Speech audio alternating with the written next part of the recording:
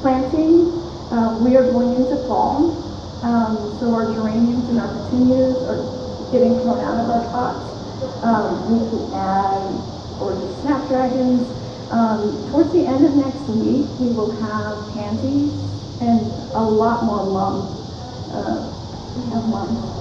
Right now I have 2 colors of mums and they're ready to pop. We have yellow and orange.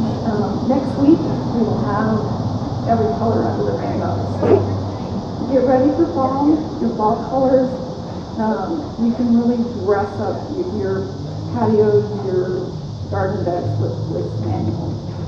And most of your annuals, especially your snapdragons, your pansies, will survive through the winter. It might knock them down. Your snapdragons won't bloom when we're super cold, but as soon as February comes, they're going to bloom and be really pretty.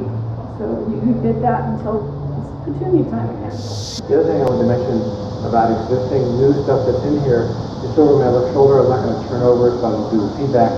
We have a lot of the cool season crops that you can plant now. We've got lettuce, chard, spinach.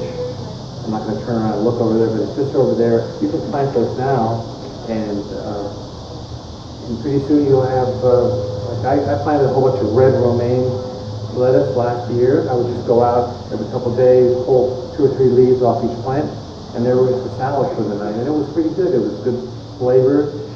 I had to keep ahead of the birds. They liked the Swiss chard more than the lettuce. That was okay. I let them have that. I figured, okay, sometimes you just have to accept that you're going to be sharing part of your yard with the animals. As long as they get about 2% and you get the rest, I'm okay living with that. Some heavily that comes in and uproots a plant and creates sort of collateral damage. That's when most of us get kind of happy and discouraged.